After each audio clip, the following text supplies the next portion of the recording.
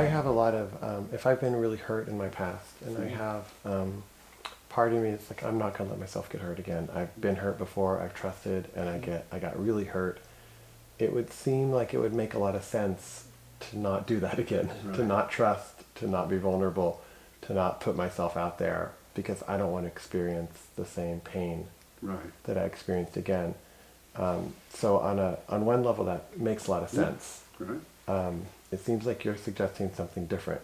A bit different, yeah. So, you want to? Is that true for you? Do you want to work with that? I was trying to think of an example that Right. somebody could relate to. All right, I can that's just like, describe it. I don't ever want to get that happen again. Yeah, sure. So many people come to me with that very description, and so I would say that makes sense. But maybe if we get to know the part that's become so protective and doesn't let you get close to people, and there might be a way to actually help it relax a little bit and be a little more discriminating, because this part is ruling out virtually everybody at this point. And so I would say, are you open to that? Okay, all right. Well then, focus on that voice or emotion or whatever you experience and find it in your body or around your body, which most people can do pretty readily, surprisingly. And maybe you find it in your chest. That one often is in the head, actually, sort of scanning.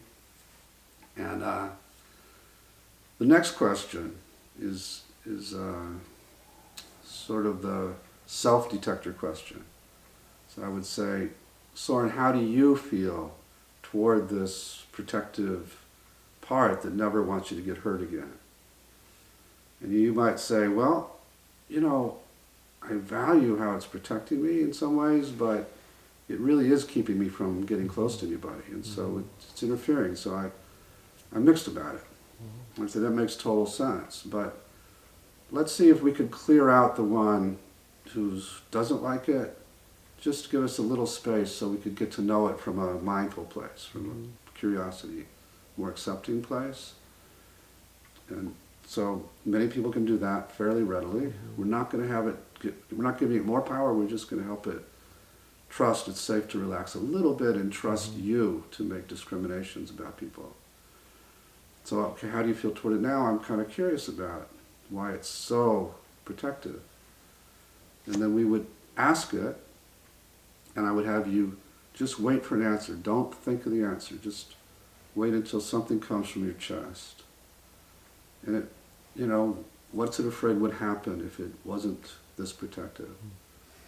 And you might hear, you'd be hurt again. It would be natural. And then I would say, okay, so could you appreciate it for how hard it's working to keep you from being hurt? And that act of appreciation is often very, very welcome. instead of trying to get rid of it. Instead of trying to get rid of it or feel bad because it's, you know, you can't use your willpower to overcome it, just to appreciate it for how hard it's working to try and keep you safe. And often that'll soften the part pretty quickly. But it won't change with that, because it's protecting other parts of you that are still very vulnerable and still frozen in those times when you got hurt. And if any of those parts gets triggered again, it'll overwhelm you and you'll be right back in those scenes. And this part is stuck back there too and thinks, I mean, at the time probably you got suicidal and it is terrified that you might kill yourself. So any kind of a close relationship threatens to bring you back into that suicidal place. So it vowed to never let any of this happen again, which totally makes sense, particularly given since it's still living back there, as is the part it protects. So then we negotiate with it, would it be willing to let us go and heal the part that it protects so that the world isn't quite as vulnerable anymore? Because this one isn't stuck back there, it's not carrying all those same emotions, those burdens anymore. And would it be willing to let you do that? And a lot of times that takes a lot of negotiating, because these parts are really afraid. If they let you open the door to that vulnerable part, it's going to flood you, it's going to overwhelm you and pull you right back. So we have to negotiate all of that, and we have ways of doing that, to the point where we get permission. So we don't go to these vulnerable places without permission. And once we do get permission, then I would have you connect with that younger, often a boy in your case, and show that you care about it to the point where it trusts you, and then ask it to, that boy, to let you know what happened and how bad it was when you got hurt, when you got creamed. And you would become a compassionate witness to your own history till that satisfied the part that you finally get this. Because most of us, when we get hurt like that, we want to push away all the memories, sensations, emotions, and beliefs. We never want to feel that way again.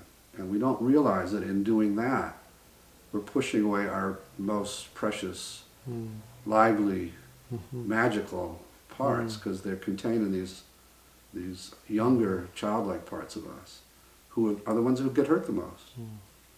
And so we're locking away our joy, really, our vitality, as we go through life. And then these other protectors have to spend massive amounts of energy keeping us safe that way. So all that is very depleting. And then once we heal, and through witnessing and then getting it out of where it's stuck in the past and unloading the feelings and beliefs, come back to this protective part, and now it's much more relaxed. And it's interested in actually a new job. And we help it into a new job. And now you can have a relationship because the stakes aren't as high. Even if you get rejected again, it's not going to bring back that whole massive trauma from before. And also, now you've been the one to relate to the protector and also to the vulnerable part. And they've come to trust you now to take care of them. So I think a big contribution of IFS is this idea that you can become the primary caretaker of your own parts, which frees up your partner to be the secondary caretaker of them.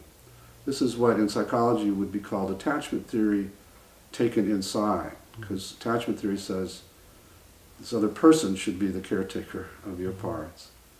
And we're saying, no, it's best if you can do it first, then they can be the secondary one.